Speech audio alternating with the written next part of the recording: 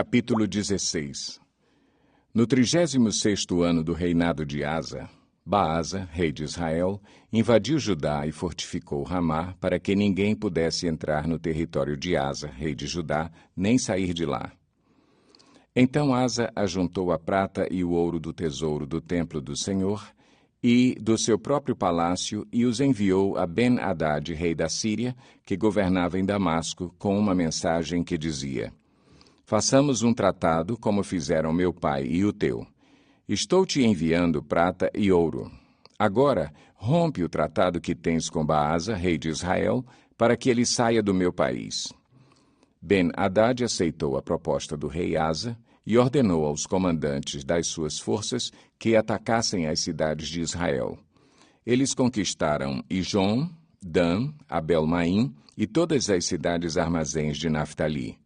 Quando Baasa soube disso, abandonou a construção dos muros de Ramá. Então o rei Asa reuniu todos os homens de Judá, e eles retiraram de Ramá as pedras e a madeira que Baasa estivera usando. Com esse material, Asa fortificou Geba e Mispá.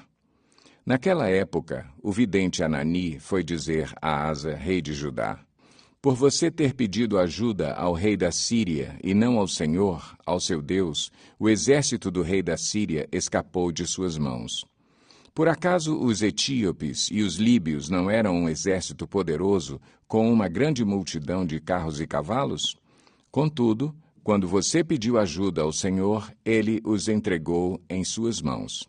Pois os olhos do Senhor estão atentos sobre toda a terra para fortalecer aqueles que lhe dedicam totalmente o coração. Nisso você cometeu uma loucura. De agora em diante terá que enfrentar guerras. Asa irritou-se contra o vidente por causa disso. Ficou tão indignado que mandou prendê-lo. Nessa época, Asa oprimiu brutalmente alguns do povo. Os demais acontecimentos do reinado de Asa, do início ao fim, estão escritos nos registros históricos dos reis de Judá e de Israel. No 39º ano de seu reinado, Asa foi atacado por uma doença nos pés.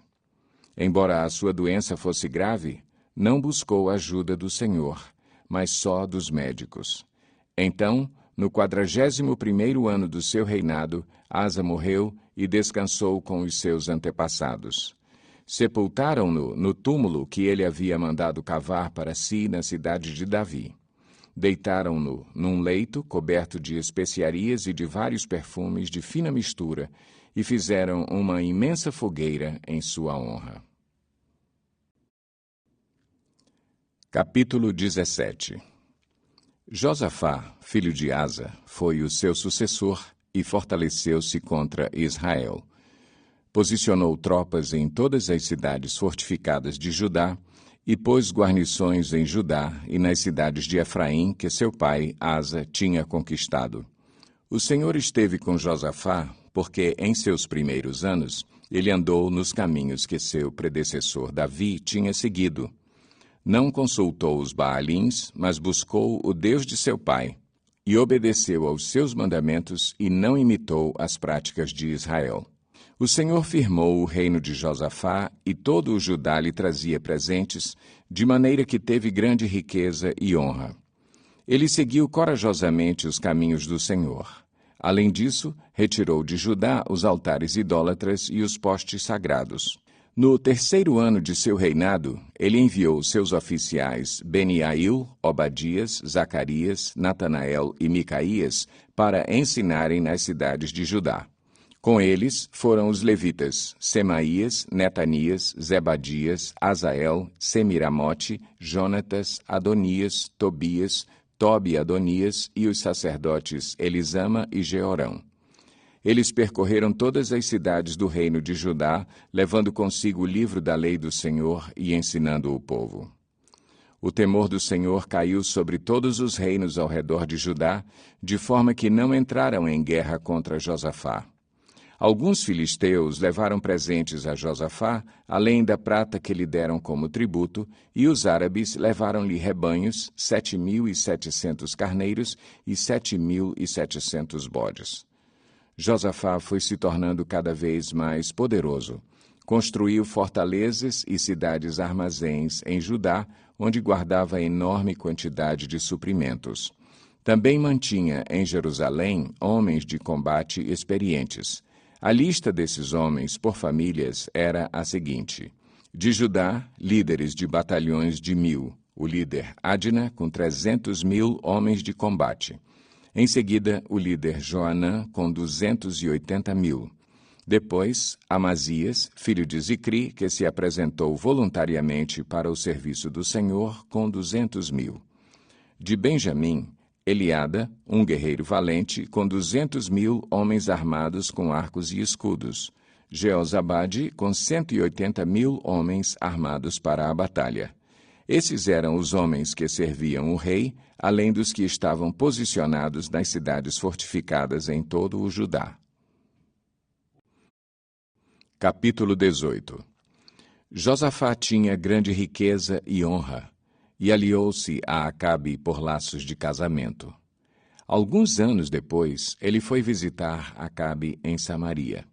Acabe abateu muitas ovelhas e bois para receber Josafá e sua comitiva e insistiu que atacasse Ramote-Gileade. Acabe, rei de Israel, perguntou a Josafá, rei de Judá: Irás comigo lutar contra Ramote-Gileade? Josafá respondeu: Sou como tu, e meu povo é como o teu povo. Estaremos contigo na guerra. Mas acrescentou: Peço-te que busques primeiro o conselho do Senhor. Então o rei de Israel reuniu 400 profetas e lhes perguntou: Devemos ir à guerra contra Ramote-Gileade ou não? Eles responderam: Sim, pois Deus a entregará nas mãos do rei.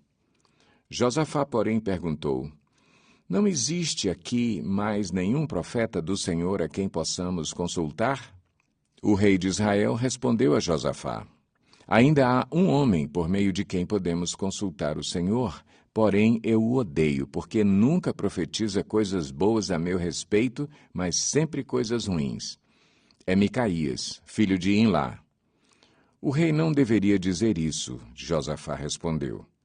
Então o rei de Israel chamou um dos seus oficiais e disse: Traga imediatamente Micaías, filho de Imlá. Usando vestes reais, o rei de Israel e Josafá, rei de Judá, estavam sentados em seus tronos, na eira, junto à porta de Samaria, e todos os profetas estavam profetizando em transe diante deles. E Zedequias, filho de Kenaaná, tinha feito chifres de ferro e declarou: Assim diz o Senhor: Com estes chifres tu ferirás os arameus até que sejam destruídos.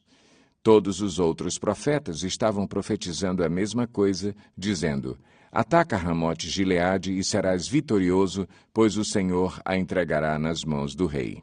O mensageiro que tinha ido chamar Micaías lhe disse: Vê, todos os outros profetas estão predizendo que o rei terá sucesso. Tua palavra também deve ser favorável. Micaías, porém, disse: Juro pelo nome do Senhor, que direi o que o meu Deus mandar. Quando ele chegou, o rei lhe perguntou: Micaías, devemos ir à guerra contra Ramote-Gileade ou não? Ele respondeu: Ataquem, e serão vitoriosos, pois eles serão entregues em suas mãos. O rei lhe disse: Quantas vezes devo fazer-te jurar que me irás dizer somente a verdade em nome do Senhor?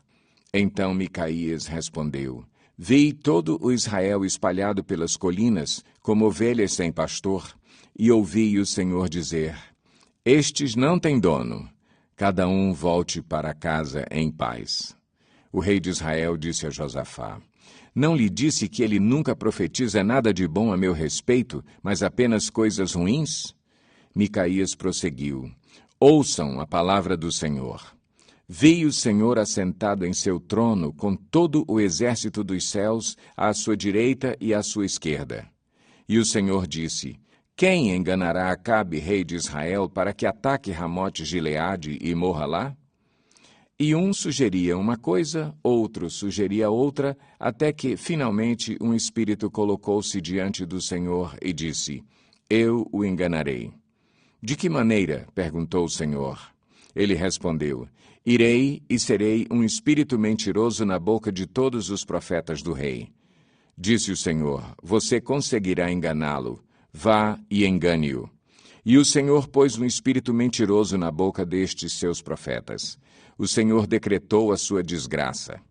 Então Zedequias, filho de Kenaaná, aproximou-se, deu um tapa no rosto de Micaías e perguntou: por qual caminho foi o espírito da parte do Senhor quando saiu de mim para falar a você? Micaías respondeu: você descobrirá no dia em que estiver se escondendo de quarto em quarto. O rei de Israel então ordenou: enviem Micaías de volta a Amon, o governador da cidade, e a Joás, filho do rei, e digam que assim diz o rei: ponham este homem na prisão a pão e água, até que eu volte em segurança. Micaías declarou: se você de fato voltar em segurança, o Senhor não falou por meu intermédio. E acrescentou: ouçam o que estou dizendo todos vocês. Então o rei de Israel e Josafá, rei de Judá, foram atacar Ramote-Gileade. E o rei de Israel disse a Josafá: entrarei disfarçado em combate, mas tu usa as tuas vestes reais. O rei de Israel disfarçou-se e ambos foram para o combate.